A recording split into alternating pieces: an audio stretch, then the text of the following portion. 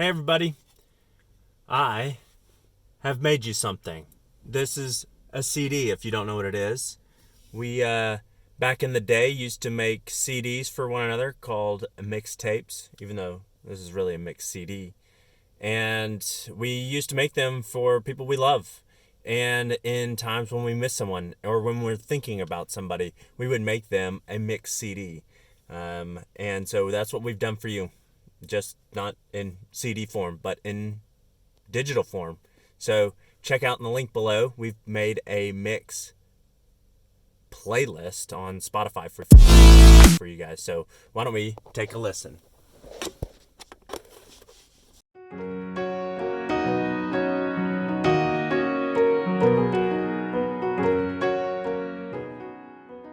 Hi, everybody. We missed you guys so much. And I especially miss you because most of you I haven't seen since I had Lydia. So it feels like a long time since we've all been together. That's what's kind of weird about technology right now. It's our way that we really feel like we're together. So, in a strange way, I feel like I'm getting to spend time with you for just a few minutes here today. John gave me the task of talking about what does faithfulness look like in the new normal. And our new normal is anything but normal. It's so strange to not be in our community, to not be doing the things we're used to doing every day. But that's the normal that the Lord has given us right now. So, what does it look like to actually be faithful during this time? And this has been a really helpful thing for me to think about over the past few days because sometimes I can get into a little bit of a pity party about what's going on. I miss my friends. I miss what I'm used to be doing. I'm used to being with you guys. And it is easy to kind of slip into despair or just feeling sorry for yourself or fill in the blank, whatever that's been like for you.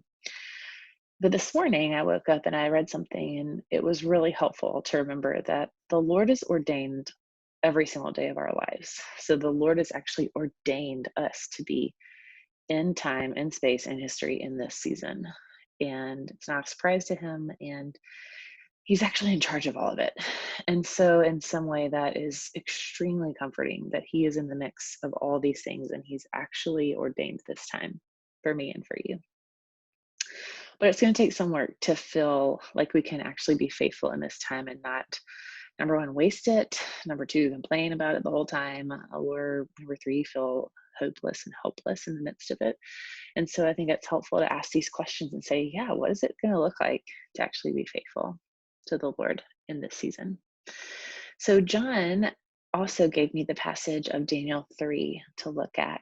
And if you're familiar with the passage, awesome. If not, if you're familiar or even if you're not, go back and read it. I'm not going to read it right now for the sake of time, so this stays short for you guys, but it's really worthwhile reading. A quick overview. We are in the Old Testament, and King Nebuchadnezzar has ordered everyone to bow down to an idol. Daniel and his friends are worshipers of God, and they don't believe in bowing down to idols. And so King Nebuchadnezzar tells them he's going to throw them in a fiery furnace, and he does. But God saves them. So that is like the very short version of it. So I definitely would recommend going to read it. But I read that and I was like, wow, there's a lot of things you can take out of that passage in any season of life. But right now I thought about two things. Um, Two takeaways that I want personally to have and to give to you.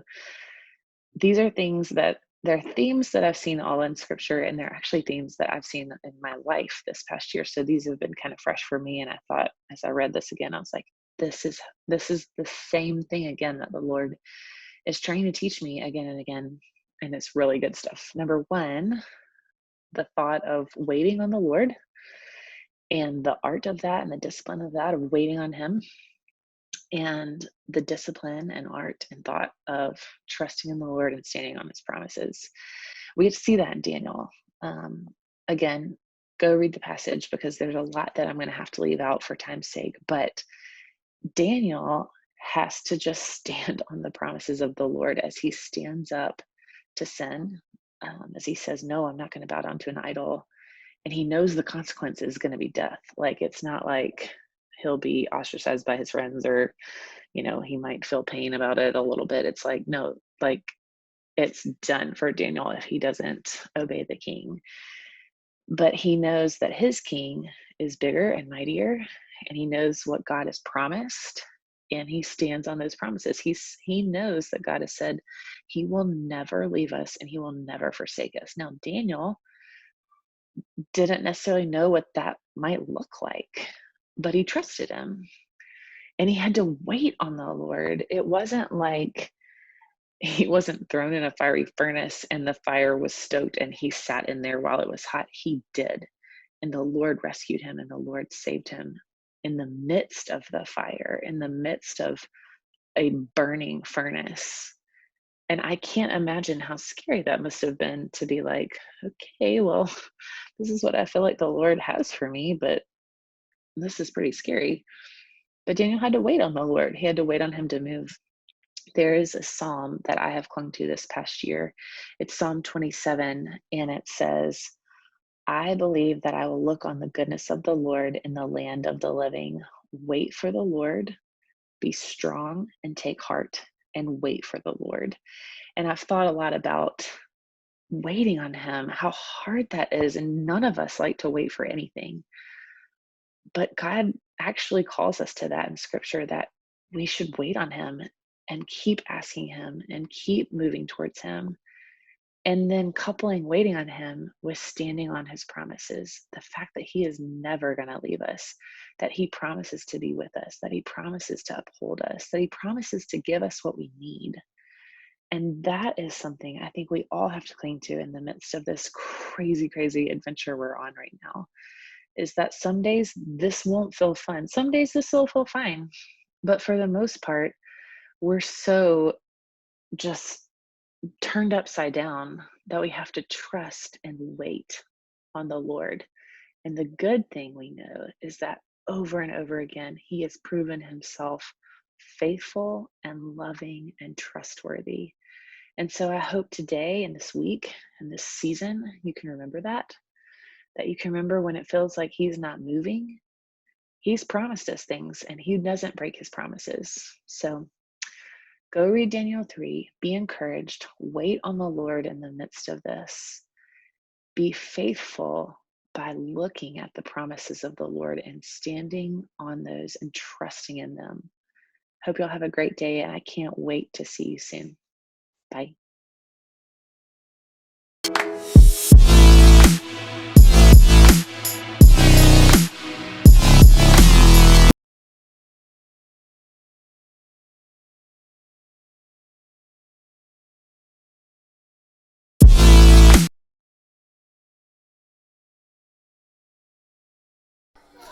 All right.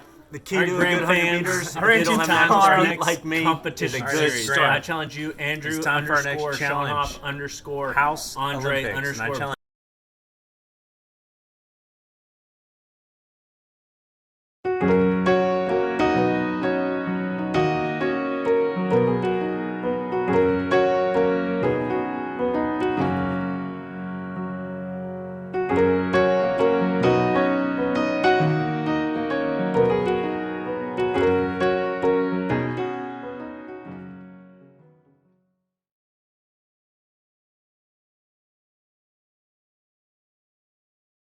It was a dream. You cannot mess with the beam. This is like this many rings. Y'all know what I mean. This for the kids of the king of all kings. This is the onlyest thing. This is the beat that played under the word. This is the sheep that ain't like what it heard. This is officially first. This is the third. This is a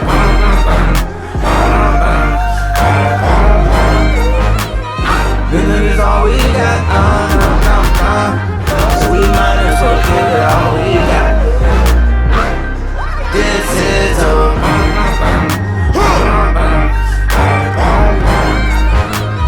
Villain is all we got. So we might as well give it all we got. I get my word from the sermon. I do not talk to the serpent. That's a holistic discernment. Daddy said I'm so determined. Told me these goofies can't hurt me. I just might make me some Earl tea. I was baptized like real early. I might get Satan and swirly. Wish I could tell you it's ready. Tell you it's ready today. They don't give nothing away. You gotta fight for your way, but that don't take nothing away. Cause at the end of the day, music is all we got. music is all we got. Music is all we got. So we might